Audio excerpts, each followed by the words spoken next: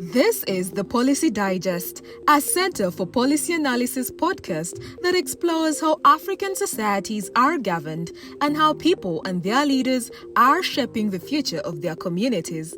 Through candid conversations and insightful analysis, we aim to provide a deeper understanding of the political, economic, and social landscape of Africa.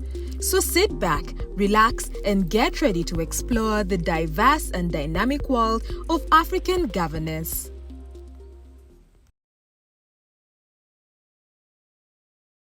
Hello, you're most welcome to the Policy Digest podcast. And in this specific episode, we will continue our process tracing podcast series for the lessons and stories from March to Parliament. In this episode, we are joined by the leader of AGORA Center for Research, who is none other than Agather Atuhaire, and we shall be looking into the role that AGORA played in catalyzing that post-legislative scrutiny campaign that is still going on. Agatha, you are most welcome to the podcast. Thank you, Joseph. I'm happy to be here. Sure. First things first, maybe just in a minute or two. What work does AGORA do before we can get into the questions that are related to the topic? It's a tough question. We don't even know what work exactly in terms of pointing on it's 1, 2, 3, because but it started to do still very broadly to promote social justice, democracy and the rule of law, accountability and transparency, human rights, observing human rights, which would still fall under the rule of law. So even at the start, it was broad. It was going to be too much. I think of late we are known more for the accountability bit. Oh, yes. Especially because of the exhibitions we've done, notably the Parliament exhibition.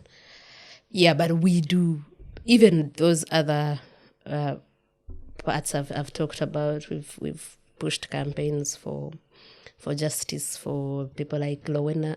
You know Lowena, the girl that was injured with her mother in a KCCA enforcement in 2019. Yes. We have been trying to push for the release of political prisoners, Agather Atuhaire, and the 28 others that have been in jail for the last 4 years, almost 4 years now. So yeah, we do that, but we find ourselves being pulled in all directions with requests.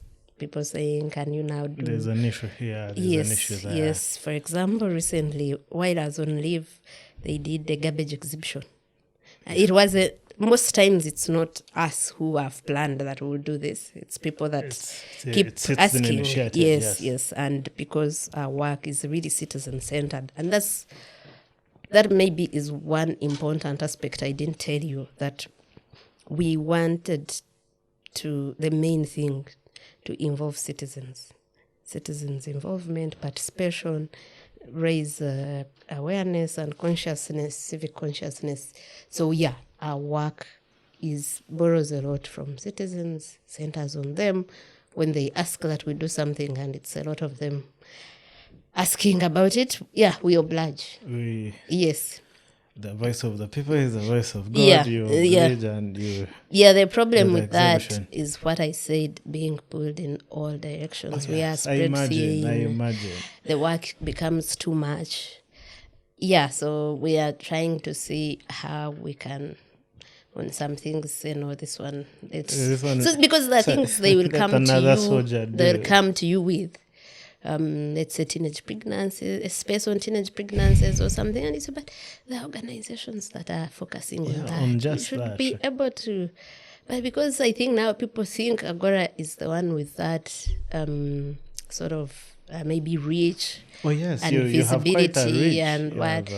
So you understand why they ask, but I would like for AGORA to work with those others in some cases. Let them take the lead. If it's, like I said, teenage pregnancies. Oh, yes. Let the organizations that are focusing on that maybe take lead, but we can work with them. We can support them here and we there. can support.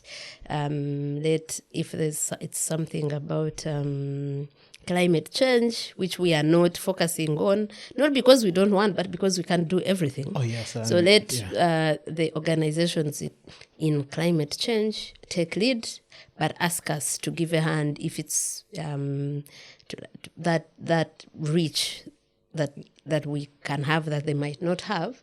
Let's work together, maybe. But give them that with them in the lead, with them doing most of the work, and then we can say, let's host a space with them, for example. We coordinate host a space. Yes. If they want a campaign, can say they can take the lead on as far as doing research is concerned, but we can help bring amplify the yes, research. Yes. Oh, that's good. Maybe just to follow up still on the march to Parliament. So there are, I think, over a number of weeks in around March, April, May, AGORA ran a campaign, the Uganda Parliament exhibition. Do you think that very campaign is what catalyzed young people to start the March to Parliament? I think so. Exhibition. I think so. So I think what the Parliament exhibition did was to really show how much the level, the magnitude of abuse in this country, especially at Parliament. So, and that when you really demonstrate that magnitude, you are going to get a reaction. It angers the citizens. The citizens had hoped that the anti-graft agencies, that the government will take up this, will, investigate, will prosecute people that are mentioned, and it didn't. Instead, the president kept saying, corruption, he can forgive it. What he can't forgive is us that are... Oh, yes. Yeah. So I think that angered Ugandans more. It's a slap in the face that a person is stealing money to the level we showed, but tomorrow she opens a hospital or teaching hospital or school or whatever, and the president is there praising her for that. You see, a hospital she's opened is not offering free services. So you cannot say if that money is put in government hospitals, health facilities all over the world, it would help better than you praising one person for taking a school to their village. Yeah, which is not offering free services, unless it is really, but I do not think even so. If it were. But even if it were, these are services that should be offered by government. Equitably. So why equitably, not just in one district or one region. So why aren't you seeing a problem that this person who presides over Parliament, which is like the most critical arm of government, and I say most critical in terms of it's the one that is going to allocate these resources in the critical areas. It's the one that is going to oversee whether these resources are... It's the one that is going to represent the people. So why don't you see a problem that they're not using that to make sure that every Ugandan is getting services in hospitals, is getting schools? You've seen the state of schools. You've seen the state of hospitals. And we did that in that way, that the best way to demonstrate this is if you're saying this money was stolen, you're also showing people that this is what it could have done. Oh, yeah, I saw that. Yeah, comparative contrast. Yes, so I think that made Ugandans understand what's at stake, understand the implications, but also understand that they are on their own, as we say, that they are the ones that have to do something. And it's quite shocking because previously Twitter used to be dominated by trivial issues, really. And beyond, I think the conversation on public accountability was mainstreamed this year. And most people, when it started the exhibition, they were like, okay, let's wait for the one news cycle and we shall be moving on to another issue. Why do you think for this specific issue, it has dragged for months and I don't think it's about to stop? Yeah, because it took a life of its own, and Ugandans really started to understand. And now no one even has to remind them. It will just be a matter of Anita Among, the Speaker of Parliament, doing something or saying something, and they will remind her. It will be a matter of the former leader of opposition, Mpuga, saying something, and they will remind him that there was money that should have done this. For me, that's like a big achievement. That And like I said, we started Agora to involve citizens to be the one to push back. You understand that one individual, 2, 3, they cannot have that impact. But if you have a significant number of Ugandans Critical asking mass. these questions, exactly, demanding, and for me that's how I look at it as. Yeah, I started looking at it as a big ambition, but it's incredible how much it has been realized, and in a short time. So when these people went to the streets, Oh, yes. which later everyone said, they failed. Oh, yes, that was a rhetoric primarily. Exactly. I think they failed to look at the bigger picture. That now for me, the bigger picture was at least Ugandans have reacted in a way that we have not seen them reacting. Yes, they had become indifferent. They would be Exactly. like, this is... Apathy had taken root, and people were saying whatever. When you look at the people, the caliber of people that protested, it's another question. That the protests we've had before, political protests, when Besigye is arrested or Bob Wine, are by people downtown, people. This other society, this other class tends to underlook. You get? That's not our... Yes, and that's our why kind of thing anymore. That's how they are called hooligans. That's how, when there are protests, you see the rhetoric from the president and the government, those hooligans. But this time, you had professionals, you had doctors, you had lawyers, you had people with university degree and maybe jobs that they are doing. Go to the streets and get into the caliber prison. was way different. But also you have, when they said we are tribeless and partyless, they were right. I always made fun that since when do Bahima also protest? Oh yes, we interviewed recently Jonathan Tarema. Oh from yes, the NRM yes, Youth and he's the reason I said that, because Yeah. I am friends with his brother, and when he called me and said, even my brother, he said, what? Bahima also protests, because he and I make a lot of fun. Oh, yes. And said, I also don't understand. But he wasn't the only one. When he was here, he said he was like, they were asking him the question of, you have everything you want. Yeah, Why Muni are you Muchintu. protesting? You know the Muni Muchintu thing. Yeah, so he wasn't the only one there. And they are also NRM. Some of these people are NRM by members. blood, by There's by ancestry, blood, but also everything, by like participation. There's a guy called Ezra Byakutangaza. Oh yes, Yes. former UNSA person. Exactly. Yes, So now you see that, for me, that is a big achievement, that Ugandans have started to learn that a bad system, bad governance is going to affect everyone. Whether you're Mhima, whether you're NRM, you see what happened with the unfortunate death of the former the minister and MP of Chisoro. Oh yes. And people were explaining. Some people said there was no nearest hospital to deal with that. There was no ambulance to take her immediately to hospital. So, And the Speaker of Parliament, in her eulogy and advocacy, was advocating for lanes. for lanes specifically for that. ambulances. A friend of mine on Twitter asked, going to which hospitals? Because those knee-jerk reactions without thinking through what the problem is. They bring you back to reality at some point. And you see, you can be there thinking that for you have money to go to big hospitals, to Aga Khan. But it might not be, you don't have time for that. No one had time for Sarah Mateke to get to Aga Khan or to India. There can be an accident, and Yeah, So you're in the corners of Chisoro. It's really, I can't tell you how it makes me look at these people and say, but how can they not think? Think about these issues, right? How can you be where you are when you are the president? How can you have presided over a country at its helm for 40 years and you cannot think about these things? Yeah? Basic issues. Very, very basic, if you ask me. Very basic. Because the other thing is that if you focused on people, maybe they would have no problem with you being president forever. maybe Ugandans wouldn't now mind. They wouldn't mind. Like, okay, well, I'm not trying to legitimize a Rwandan overstaying power, but again, like the people of Rwanda, Yeah, it's a good example. Of course, I know it has its own issues, yeah. but they really care about an ordinary person. I always give this example, and I'll give it again. I did research in the health sector and the education sector in 2021.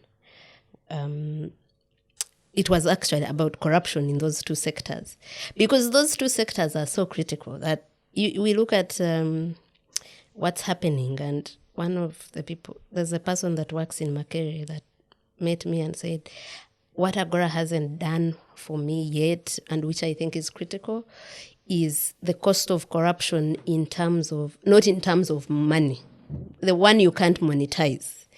The one where, for example, corruption to license a university, a quack university, to pass out doctors leads to death of people. Do you understand? I get you. And it's to have an engineer build a bad road exactly, or an architect a building that they collapse all the time. Or look at Chitezi, because that's corruption. That someone didn't. Even worse than that someone didn't do what they were supposed to do. That the landfill reached its capacity over 10 years ago. And it has killed more than 200 people. And no one even takes responsibility for that. And I really told him, I really understand that. It's something that... So you look at that, and the story I wanted to give you when I was doing that research was that we found in Masindi that women were dying at a higher rate while giving birth than in other areas. And when we asked one of the doctors at a health center and he gave an example of an incident that had just happened where a woman came to give birth at a health center those people in the village don't even have 10,000, by the way. They just go hoping they are helped to give birth, and they go back home. She gets there, contractions come, she's in labor, but she fails. Pushing a child comes and she fails to push. That can happen for different reasons. The medics would know. Sometimes it's a pelvic issue, other times it's that your bones are not strong enough to push the child. And this is the time when a child is supposed to be coming out. So they try everything. And that's why every time I've given birth twice. So every time you are in labor, there is... So the theater is prepared. Just if you give birth from a hospital, a normal hospital. In this case, in our case, those are only private hospitals, which even it can't be a fraction of 10% of Ugandans that afford it. So that's because they know anything can go wrong. Anything can happen, and there's a doctor on call, there's a theater that is ready. Now, in the case of this person, there wasn't, because you are in Masindi and a hospital that is not equipped at all. So the doctor cuts her, I don't know the medical term for that, to like enlarge and find ways of getting the baby out. The baby is there, ready to come out. Still, things fail. Now they realize they're supposed to take this woman to the theater. And they ask her to buy stuff to use in the theater. I think... I don't remember the specifics, but I'll cross-check. But they were costing maybe about $12 to $15, because the health center, which is supposed to have them, does not have them. The woman had come with either her mother or her mother-in-law. None of them had even 10,000, like I told you. And the doctor said, "What can I do? I'm going to stitch you back." You know, stitching you back with a child that hasn't come out, that pain, and you go to the regional referral hospital. The nearest would be either, because this is in the middle of, this health center is in the middle of Hoima and Masindi town. So you'd either have to go to Hoima referral hospital or to Masindi referral hospital. Either way, it would take you an hour to get there. Do you know that the risk you're taking with that? But also this is has just been exactly. stitched. But But also there's that the person who didn't have 40,000 to buy stuff Will not required. have transport to go to the Exactly. place, yeah. And it's the saddest story I've ever had. He didn't know if the woman had survived. He was sure the child had died, because by the time all that ended. But yeah, it's to just demonstrate how these people do not care about Ugandans' lives. Do not take care about human life. And it would be small things you have to do. And that's why when we talk about money withdrawn every day for the benefit of one person, who would say it would actually do this. It would equip that hospital with the small things that led to loss of life. Yeah.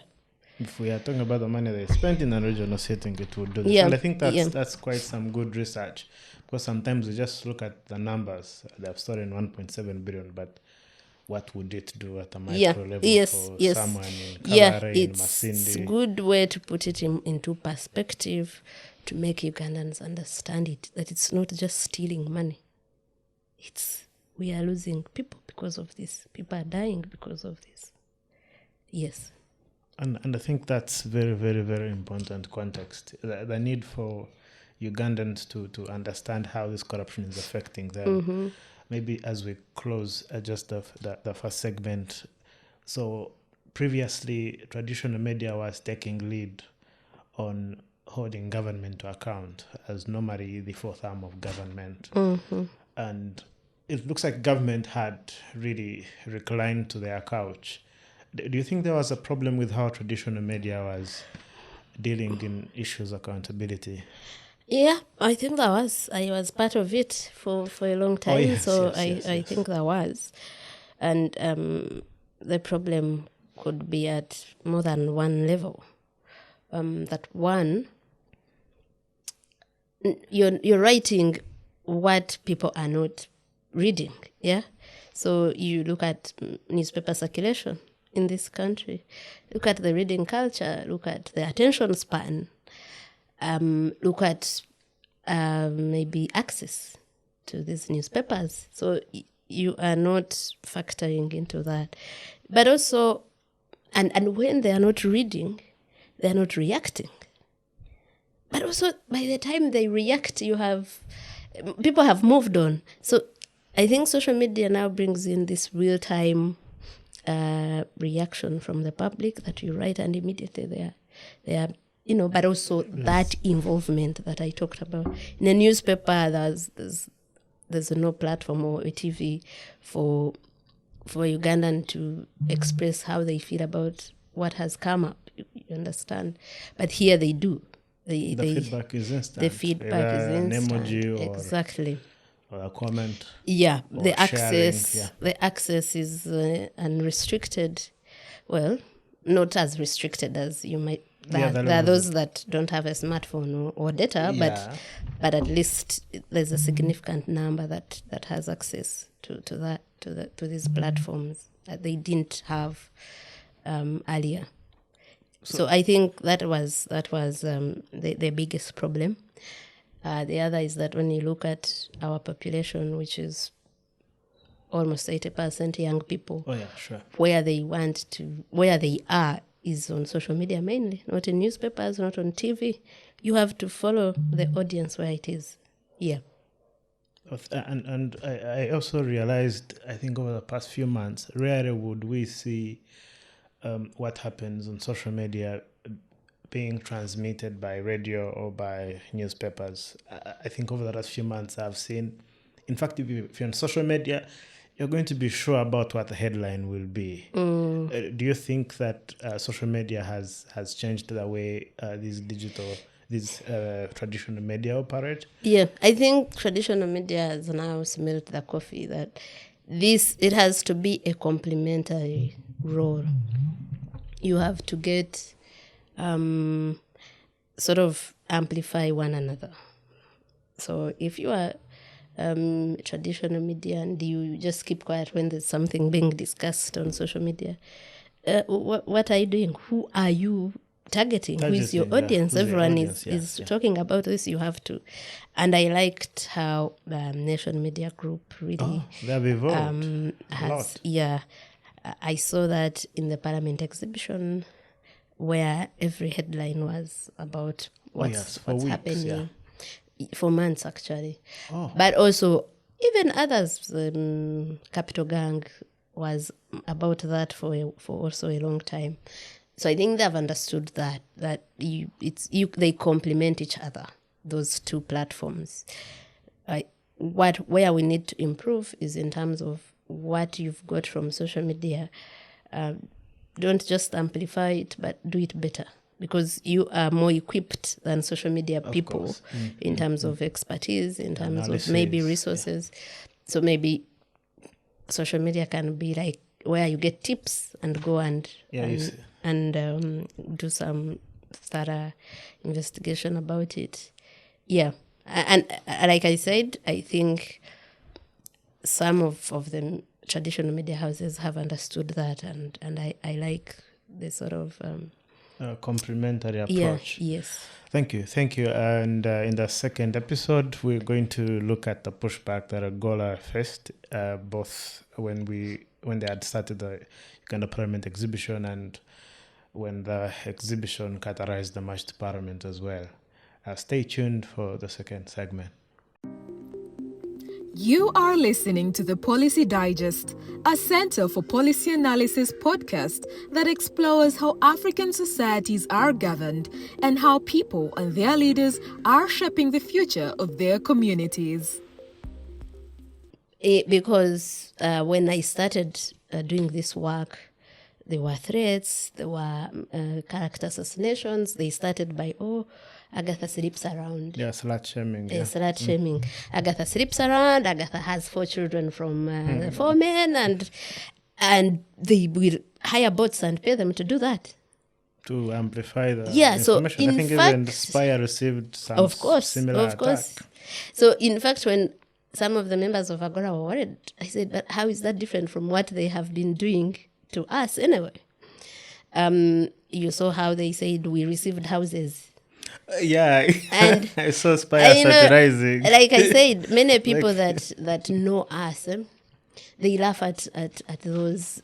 Some people say, but Agatha, who is being just from houses she's renting because of her work. How can you even, stupid, in a stupid way to the extent that one of the houses they were allocating us had been allocated to Senyonyi earlier in another fight to Joel Senyonyi, the leader of opposition. So it's really the same strategy. Yeah, so I said there's no difference between this and the attacks and slander and whatever that we've been receiving. And this comes from many ways, because you will make so many enemies when you're doing this work. You will make enemies because you're exposing them. You will make enemies because you are affecting their bread and whatever, and they have the resources to pay people to do that. You don't have them. So trying to defend yourself from all that is an act in futility. You will make enemies because they think you're taking space from them. It's a feeling that... Also talking about taking space from them, activism was led by a whole different, I think, major political parties or some lead activists. Did you feel a pushback that now AGORA was taking lead on most corruption I think that's what I felt. I wasn't the only one. I saw many Ugandans say that and say, I think the problem is that AGORA has come and occupied this space and taken away maybe all the attention or the limelight, and I think in some of those discussions, these people said that there was a claim that we are gatekeeping X. That X is AGORA's. Yeah. And incidentally, like you said, some of those people were my friends, and I told them when this sort of bickering was still simmering, I said, the space is there. It's open. Everyone can do whatever they want, and if they do what resonates with the public will see it. The attention will come. The acknowledgement will come. Whatever you want, you will get it. Just do the right thing. But also, not the right thing, but don't claim that I am outshadowing you. I'm taking your space. No, go It's not and like, also. it's not like there's a kilometer on X, a mile of land, and like, this is for Agora, this is for the other thing another is that space. Uganda has so many problems, Joseph.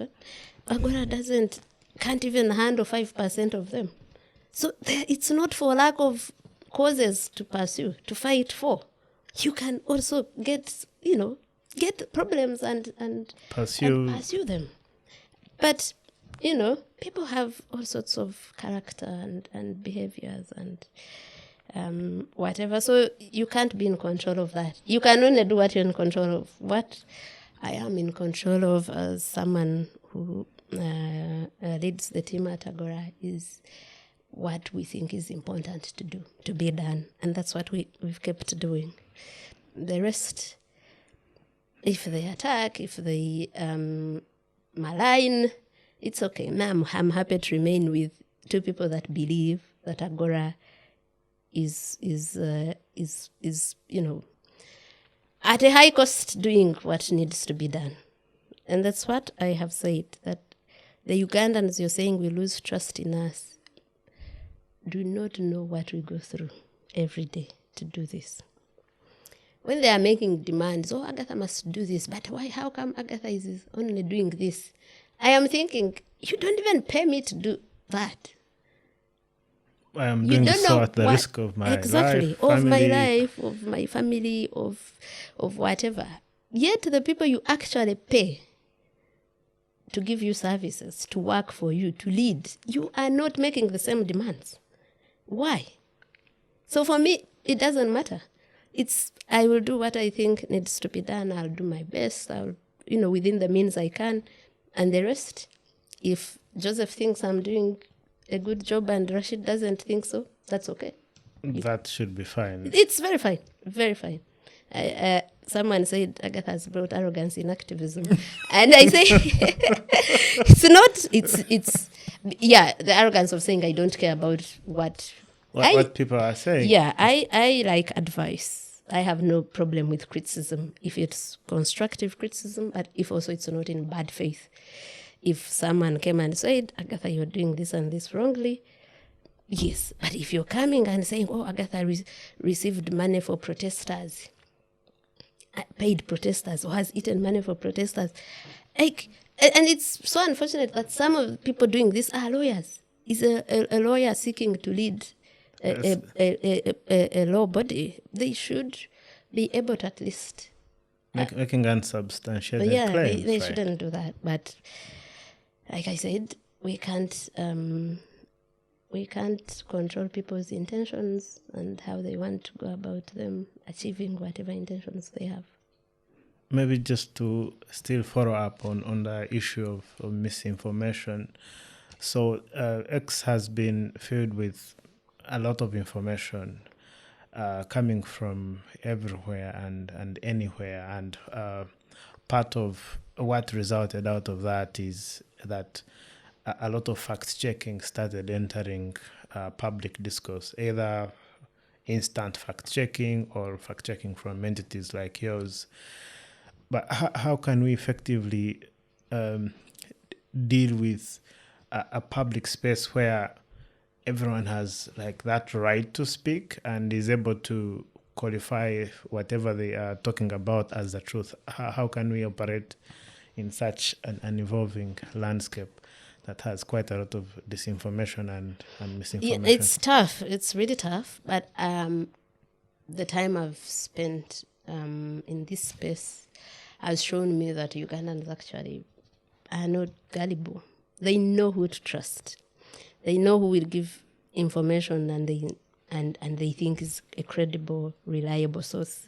I've seen them say, we'll check and make sure if mainstream media has said anything about it, or if it's parliament, they will say if Agatha knows something about it because they've seen your track record of someone. Yes. So I think Ugandans are very well aware of this information out there, and you have to establish a reputation that is there, and they know that if Joseph said something about this, it's true.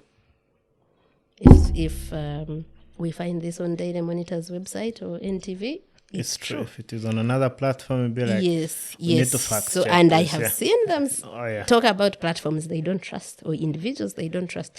So it's really all about your objective, what you want to achieve. If you want to achieve, if what you want to achieve is giving people the truth and facts, you will get it. If what you want to achieve is being sensational and get maybe people to follow you because I'm sorry, I'll use my friend Kakwenza, because you're Kakwenza and you can call MK what a piglet. Or call speaker and among a bleached thief. That's also, like Twitter is like that. I really failed to get used to calling it X, but yeah, it's like that. That everyone will decide where they want to be. And the Ugandans will know that if I want humor, I will go here. If I want facts, I'll go here. They know that. I don't have a problem with that. I tell people that X has brought more benefits, social media in general, especially to everyone, but especially to us Ugandans, than risks or dangers. So I would like for us to focus on the benefits, focus on the good, in terms of freedom of expression and how it has enhanced it.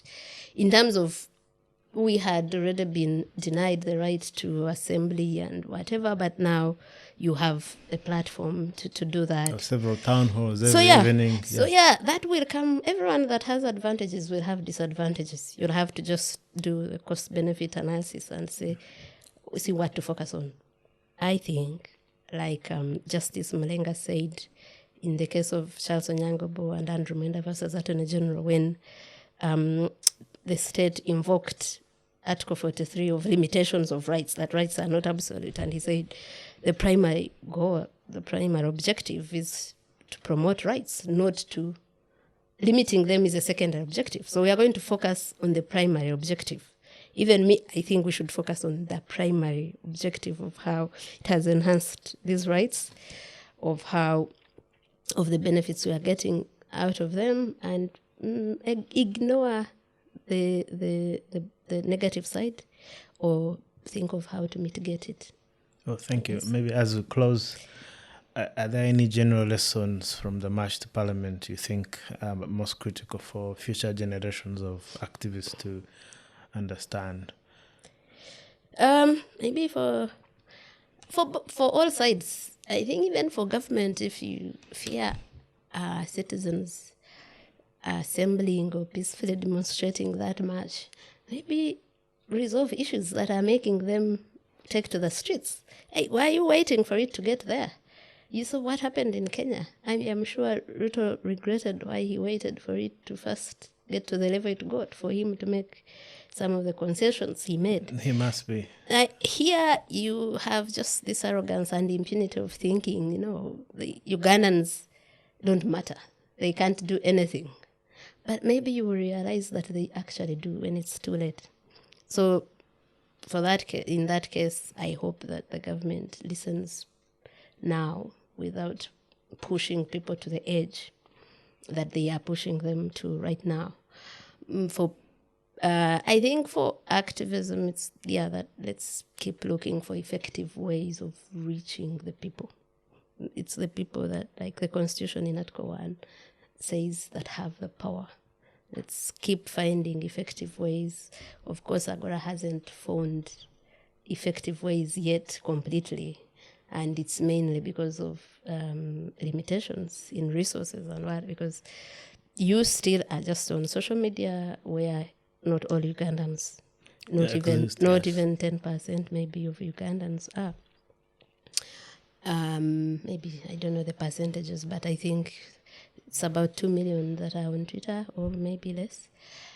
You are publishing in English, and not all Ugandans. In the local languages, You are in Kampala here, and there are issues in other parts of the country. So And for me, that's the complementarity I've been speaking about, that if there were other organizations that would say, let's help in translating this information, or let's reach the parts that this information hasn't reached, or let's work on issues that this organization is not able to work on, that's, if you asked me, a better way than bickering and thinking that we have to fight someone over the Parliament exhibition, as if there's no other issue. Issues, to look into. So I think those are the lessons I would say, maybe for people who want to protest also, to mobilize differently in a way that's effective enough to have a bigger number that wouldn't be easily clamped down like they were. Yes, that's what I would say about lessons. Well, thank you so much, Agatha, for joining us on the Policy Digest. And to our viewer, thank you so much for following the Policy Digest. We hope you found this insightful, and if you love it, please share with your colleagues. See this very podcast on other podcasting sites like Podbean, like Samsung, Boomplay, YouTube, and any platform that you prefer. We will be there. And until we see you next time, thank you so much for joining us. Thank you for listening to the Policy Digest, a Center for Policy Analysis podcast that explores how African societies are governed and how people and their leaders are shaping the future of their communities. For more podcasts, check out our Podbean and YouTube platforms. Thank you.